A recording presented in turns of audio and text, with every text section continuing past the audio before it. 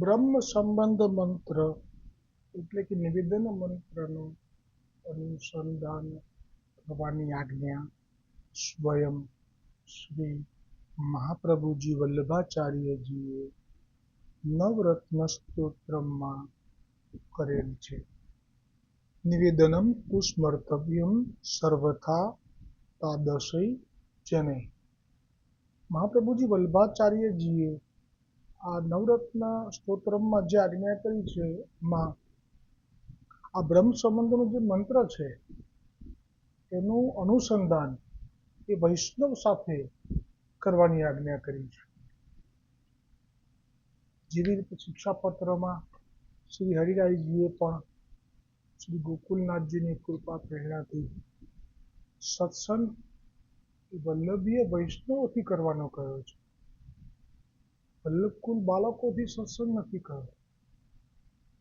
બ્રહ્મ સંબંધ મંત્રનો જે અનુવાદ છે, ભગવાન શ્રી કૃષ્ણથી વિખૂટા પડે હજારો વર્ષોનો સમય વ્યતીત થવાથી ભગવાનની પ્રાપ્તિને માટે હૃદયમાં જે તાપ ક્લેશનો આનંદ થવો જોઈએ તે જેને તિરોધાન થયું છે એવો હું જીવ ભગવાન શ્રી કૃષ્ણને દેહ, ઇન્દ્રિય, પ્રાણ, અંતઃકરણ, તેના ધર્મો, સ્ત્રી અથવા તો પતિ, ઘર, પુત્ર, કુટુંબ, ધન, આલોક અને પરલોક આત્મા સહિત સમર્પણ કરું છું. હું દાસ છું. હે કૃષ્ણ, હું તમારો છું. કૃષ્ણદાસ મેઘનજીએ હમણાં જ પૂછ્યું હતું, 2 દિવસ પહેલા જે વાર્તા પ્રસંગ હતો તેમાં, કે શ્રી મહાપ્રભુજી વલ્લભાચાર્યજીને વિનંતી કરી હતી, બ્રહ્મ સંબંધ સમર્પણ થયા પછી પણ શા માટે તે જીવને સ્વરૂપનો બોધ થતો નથી, લીલાનો ભેદ સમજાતો નથી? ત્યારે મહાપ્રભુજી વલ્લભાચાર્યજીએ જે વચન કહ્યા હતા કે બ્રહ્મ સંબંધ એટલે કે સમર્પણનું સાચું જ્ઞાન એ વૈષ્ણવને ત્યારે જ થાય છે કે જ્યારે તે ભગવદીય વૈષ્ણવથી સત્સંગ કરે. જ્યાં સુધી તે સત્સંગ નથી કરતો ભગવદીય વૈષ્ણવથી, આ વલ્લભના વચન જે છે કહું છું, ક્યાંય પણ આચાર્ય કુલ બાળકોથી સત્સંગ એવો શબ્દ સાંભળવામાં કે વાંચવામાં નહીં આવે.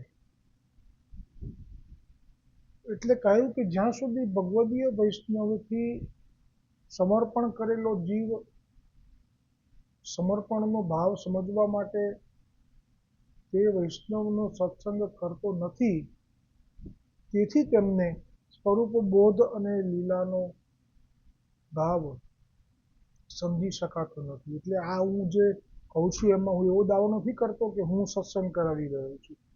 એ તદીય વૈષ્ણવના વિશે તો વારંવાર કહેતો રહીશ કે જેમને દેહાનું ધ્યાસ ન રહેતો હોય, એટલે કે જેમને ગરમી, શીતકાલ વગેરેનો અનુભવ પણ ન થતો હોય, ભૂખ તરસનો પણ અનુભવ ભૂલાતો હોય, એને તદીયની વ્યાખ્યામાં સમાવ્યા છે. અને છેલ્લે આપે એ પણ કહ્યું કે જેવી રીતે નવનીત પ્રિયાજીને ગજ્જન ધાવનજીનો જે પ્રસંગ છે તે કહ્યો, તો જે આપણે આગળ કહ્યું કૃષ્ણદાસ મેઘનને કે જે વૈષ્ણવો સત્સંગ નથી કરતા એનું કારણ પણ શ્રી વલ્લભે કહ્યું કે તે વૈષ્ણવો પોતાને બ્રહ્મ સંબંધ થયેલો જાણ્યો છે, એટલે એને કારણે એમ માની લે છે કે હું પાત્ર છું, અને એ હું પાત્ર છું એ અહંકાર થઈ જવાથી હવે એ સત્સંગ માટે કોઈ ભાવ કરતા જ નથી. એટલે પાત્ર છું એ કઈ રીતે પાત્ર છું, તો પાત્રનો અર્થ થાય કે હું લીલાનો છું, એટલો પાત્ર છું, ત્યાં સુધીનું જે છે ગર્વ કે પોતાનો માટેનો ભાવ કે હું અલગ છું સમગ્ર સૃષ્ટિથી, તો તે સ્વીકાર્ય છે. પણ હું પાત્ર છું એનો અર્થ એવો માની લે મારો ભ્રમ સંબંધ થઈ ગયો, બસ હવે મારે કોઈ આ બધા સત્સંગ કરવા બેસે છે તો મારે કંઈ સત્સંગ કરવા બેસવાની જરૂર નથી, કારણ કે મારો ભ્રમ સંબંધ થઈ ગયો છે. અને એમાં તો કહી દીધું છે મહાપ્રભુજીએ નવરત્ન ગ્રંથમાં કે ભાવથી કે એમ કે જે વૃદ્ધ હોય કે અજ્ઞાન અવસ્થામાં ભ્રમ સંબંધ લીધો હોય કે સ્ત્રી હોય કે બાળક હોય, તો પણ તેને લૌકિક ગતિ તો નહીં થઈ શકે.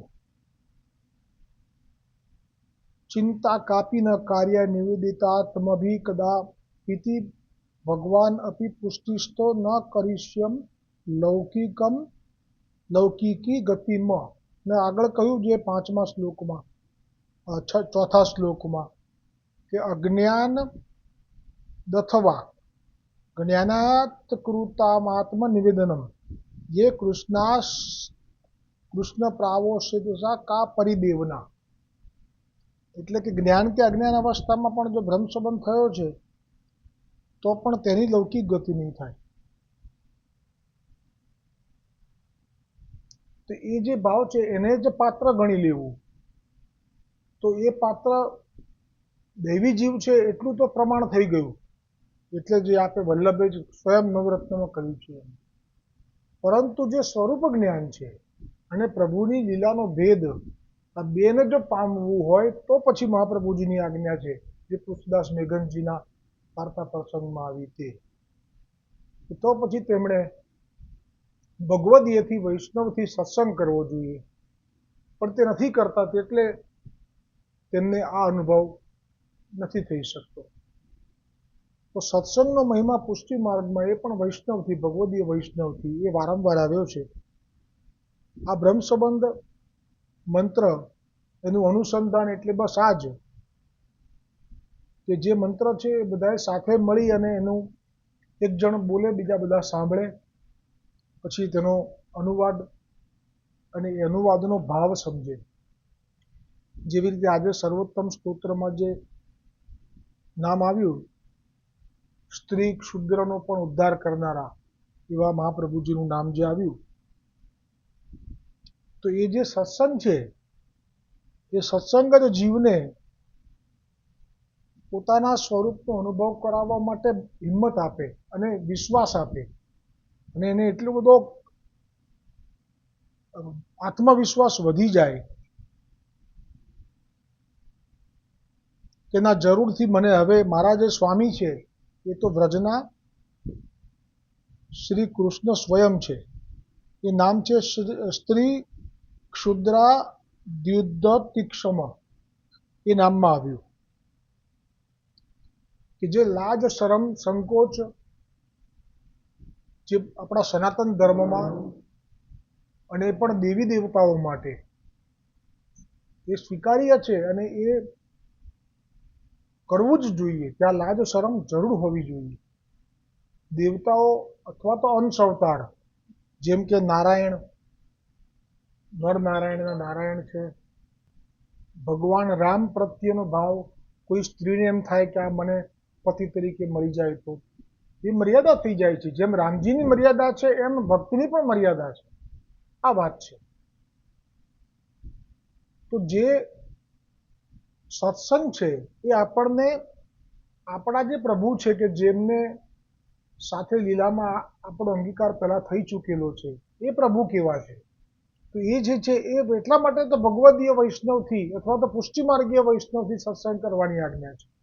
જો કોઈ અન્ય માર્ગીયની વૈષ્ણવની અન્ય માર્ગીય એટલે કે મર્યાદા માર્ગીય વૈષ્ણવથી સત્સંગ કરવા જશો તો જેમ હમણાં પ્રસંગ આવી ગયો 252 વૈષ્ણવમાં, રામાનંદી સંપ્રદાયનો જે પેલો જીવ હતો અને પુષ્ટિ માર્ગના ગુસાઈજીની સેવિકા હતી, પતિ પત્ની થયા, તો એનો સત્સંગ કેવો હતો કે પર સ્ત્રી પર નજર પણ ના કરાય. એમની જગ્યાએ તે સાચો છે, કેમ કે રામજીનો સેવક છે અને એટલે તે કહે કે ના, એવી રીતે ના જોવાય કોઈ સ્ત્રી સામે. જો પુષ્ટિ માર્ગમાં સત્સંગ જે છે એમાં જે આ નામ છે સ્ત્રી ક્ષુદ્રા કરીને, જેના ઉદ્ધારક કયા મહાપ્રભુજીને પણ કયા, તો એમાં એ જે નામ છે એમાં આપણે ગોકુલનાથજીએ સ્વયં કહ્યું છે કે આપણા પ્રભુ એ, જેમ કે કૃષ્ણદાસ મેઘનને પણ મહાપ્રભુજીએ કહ્યું કે ઇતિહાસ પુરાણોમાં જે વર્ણન છે એ આપણા સ્વામી નથી, એટલે ગેરસમજ ના કરવા માટે જ પુષ્ટિ માર્ગીય વૈષ્ણવોથી સત્સંગ કરો. કેમ કે એ લોકોને તો ઇતિહાસ પુરાણોમાં તો જે વર્ણન છે એ અંશ અવતારોનું છે. રામજી, નારાયણ અને જે ભગવાન રામચંદ્રજી, વિષ્ણુ ભગવાન એ પણ લક્ષ્મીજીથી બસ છે, અન્યથા નહીં.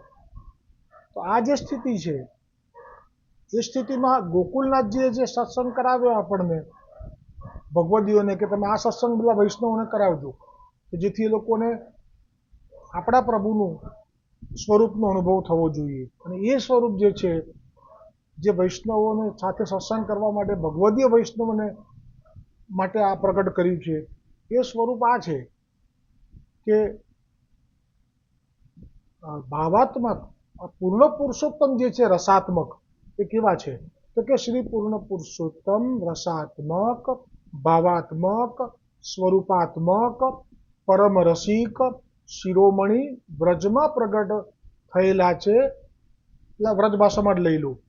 શ્રી પૂર્ણ પુરુષોત્તમ રસાત્મક, भावात्मक, स्वरूपात्मक, परम रसिक, शिरोमणि ब्रज में प्रकट भये, सो केवल ब्रज भक्तन को अंगीकारणार्थ तथा रति रस दान करणार्थ. જે સ્ત્રી પતિ પાસે ઈચ્છે છે એવું જો કોઈ ભગવાન પાસે ઈચ્છે તો એ માત્ર આ જ સ્વરૂપ છે કે જે રતિ રસનું દાન કરવા માટે જ પ્રગટ થયા છે. એટલે સંકોચ જતો રહે. જે સનાતન ધર્મમાં સંકોચ છે તેના ભગવાન પાસે આવી આશા રખાય, આવી ઈચ્છા કરાય, પણ આ તો એ સ્વરૂપ જ સ્પષ્ટ આજ્ઞા કરે છે શ્રી ગોકુલનાથજી કે રતિરસ દાન કરણાર્થ, રતિરસ માટે જ આપનું પ્રાગટ્ય છે. તથા વ્રજ ભક્તન કો સર્વ અંગ રસ ભોગ કરણાર્થ. સર્વ અંગ રસ એનો અર્થ તો મને પણ નથી ખબર, પણ કહેવાનો મતલબ કે આપનો અધિકાર આપણા શ્રી અંગ ઉપર પણ થઈ જાય છે. ઠાકોરજીના સંપૂર્ણ શ્રી અંગ ઉપર, કેશથી લઈ અને ચરણના નખ સુધી. શ્રી પૂર્ણ પુરુષોત્તમ શ્રી કૃષ્ણચંદ્ર પ્રગટ ભય હે. આ જે સત્સંગ છે આ ગોકુલનાથજીથી ભગવદીય વૈષ્ણવો પાસે આવે અને ભગવદીય વૈષ્ણવો આપના પુષ્ટિમાર્ગીય વૈષ્ણવોને આ સત્સંગ કરાવે, જેથી તે વૈષ્ણવો પણ નિશ્ચિત થઈ જાય. પછી એમનું ધ્યાન ચિત્ત બીજે ક્યાંય જાય નહીં. અને હંમેશા એના પછી આગળ પણ કહ્યું કે અન્યથા કર્તુમ સર્વકરણ સમર્થ હૈ. ताते अब श्री महाप्रभु जी वल्लभाचार्य जी आप हूँ को बल स्त्री क्षुद्रादि के उद्धार निमित्त प्रगटे है. એટલે એ જ સ્ત્રીઓએ હવે નિસંકોચ થઈ અને મહાપ્રભુજી વલ્લભાચાર્યજીના માર્ગમાં આવવા માટે જો લીલાના જીવ જેવું લાગે તો હવે ક્યાંય બીજા સંપ્રદાયના જે મેં કહેલા સંપ્રદાય છે 4, એમાંથી એકે સંપ્રદાયના સેવક પાસે જવાની જરૂર નથી. સીધે સીધા મહાપ્રભુજીના સંપ્રદાયમાં જે આપના વલ્લભકુલ બાળકો છે એમના શરણે જતા રહો અને એમની પાસે વિનંતી કરી લો કે મારે શરણે આવવું છે.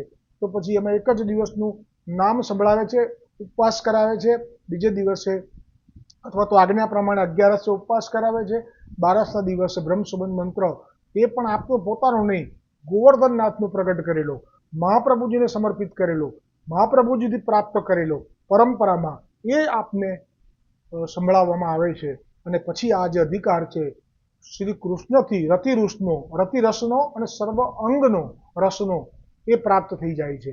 આજનો સત્સંગ અહીંયા વિરામ પામે છે. બોલો ગોવર્ધનનાથ કી જય હો, ગોવિંદ ઘાટ કી જય હો, વલ્લભાધીશ કી જય હો.